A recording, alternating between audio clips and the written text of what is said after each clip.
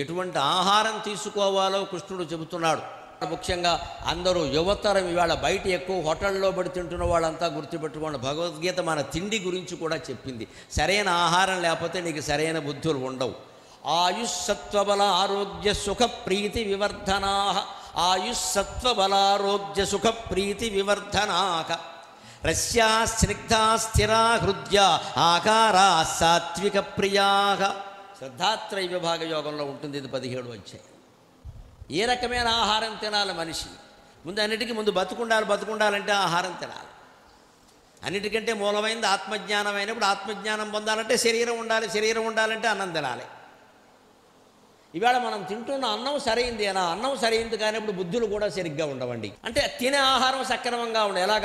ఆయుహు సత్వ బల ఆరోగ్య సుఖ ప్రీతి వివర్ధనాక. మనం తినే ఆహారం ఆయుర్దాయం పెంచుతుందా? సత్వ మనలో సత్వగుణాన్ని పెంచుతుందా? బలాన్ని పెంచుతుందా? ఆరోగ్యం ఆయుర్దాయం ఉండగానే సరిపోలా, ఆరోగ్యం బాగుండదు. కొంతమందికి జాతకం ప్రకారం చెబుతారు 90 ఏళ్ల వరకు నువ్వు బతుకుతావయ్యా అన్నాడు. ఎందుకు? అరగడియ భోగం 6 నెలల రోగం. 90 ఏళ్ళు ఎందుకు? రేపు వెళ్ళిపోతే బాగుంటుంది పెద్ద మనిషి, ఆయనకి సుఖం.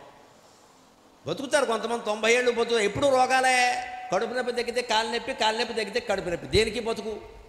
అంటే ఆయుర్దాయం ఉండగానే సరిపోదు, ఆరోగ్యం బాగుండాలి. అందుకే మీరు వేద పండితులకు కానీ అర్చకులకు కానీ మీరు ఎప్పుడైనా నమస్కారం చేస్తే వారు ఏమంటారంటే, వారి చేతిలో మనం ₹10 పెట్టినా సరే దానికి ఇంత పొడుగు ఆశీర్వదిస్తారు అమాయకంగా. ఆయురారోగ్య భోగ భాగ్యాష్టైశ్వర్య ప్రాప్తి. ₹10కే అంటే ఎందుకంటుంది? ఆయువు ఉంటే సరిపోదు, ఆరోగ్యం ఉండాలి.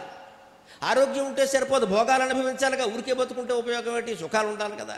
భోగం ఉంటే సరిపోదు, భాగ్యం అదృష్టం ఉండాలి. భోగం ఉన్నా భాగ్యం ఉండదు. కొంతమందికి ఒక పెద్ద ఐపీఎస్ ఆఫీసర్ ఉంటాడు, ఆయనకి భోగాలన్నీ ఉన్నాయి, శుభ్రంగా నెలకి 1,50,000 జీతం, భార్య కూడా అనుకూలంగా చక్కగా ఆయన కావలసినవన్నీ చేసి పుడుతుంది. ఆయన పోలీస్ ఆఫీసర్ కదా. మధ్యాహ్నం పూట ఇంటికి వస్తాడు, ఆవిడ పుట్టినరోజు అందుకని వచ్చానన్నాడు. శుభ్రంగా ఆవిడ పిండి వంటలు చేసింది. ఆ పుట్టినరోజు నాకు దొరికేమో ఒకడా అంది. శుభ్రంగా అన్నీ చేసి పెట్టి ఈయన చేస్తుండగా పై ఆఫీసర్ నుంచి ఫోన్ వస్తుంది. వెంటనే బయలుదేరు, ఉగ్రవాదులు వచ్చారు. అయిపోయింది ఇక్కడ. ఇదే భాగ్యం లేకపోవడం అంటే. భోగం ఉన్నా భాగ్యం లేదు.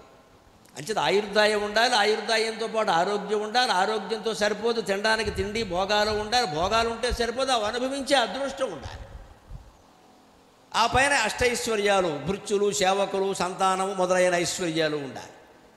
వీటిని పెంచేది మన ఆహారం. ఆయువు సత్వం బలం పెరగాలి, మనకి ఒంట్లో పుష్టి పెరగాలి, ఆరోగ్యం బాగుండాలి. అంతేకాదు సుఖంగా ఉండాలి. తిన్నామంటే కొన్ని పదార్థాలు తిన్నప్పుడు బాగుంటాయి, లోపల గొడగొళ్ళాడతాయి. మిరపకాయ బజ్జీలు ఉదాహరణకి.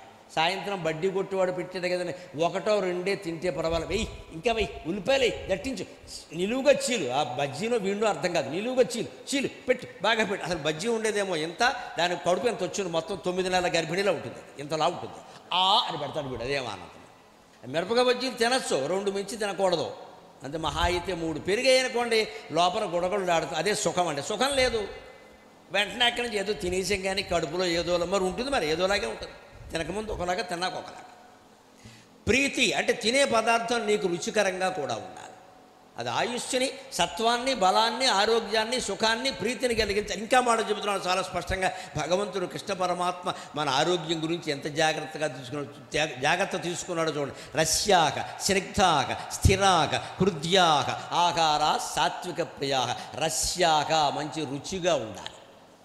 రుచిగా లేని పదార్థం కూడా తినకూడదండి. ఏదో ఒట్టిగడ్డి పెట్టి ఏవో రకరకాలు పెడుతున్నారు ఈ మధ్యన, రకరకాల ఆహారాల పేరు మీద. రుచి ఉండవు.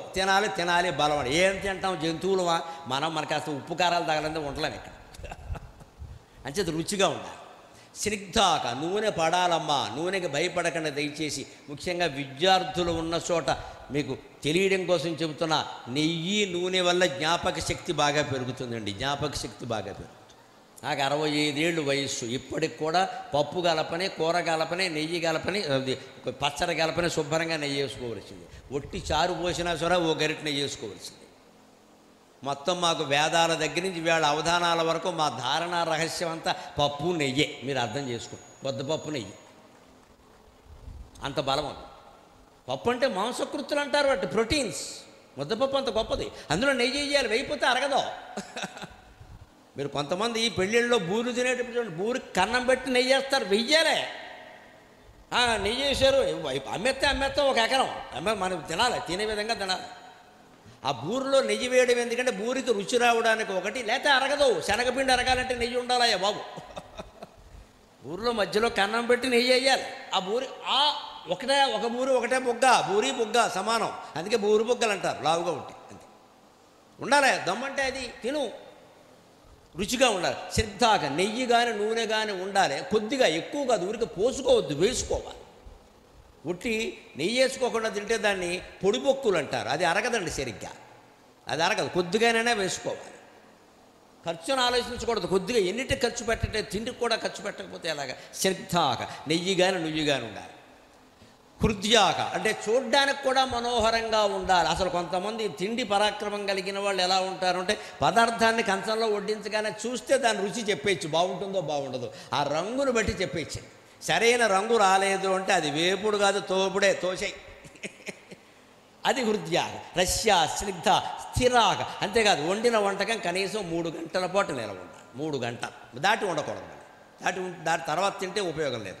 3 గంటలు నిలవ ఉండాలి. స్థిరాక, స్థిరమైన సౌఖ్యాన్ని ఇవ్వాలి, అటువంటి ఆహారం తీసుకోవాలి. ఇప్పుడు భగవంతుడు తన జాగ్రత్త ఎక్కడి నుంచి మొదలుపెట్టాడో చూడండి.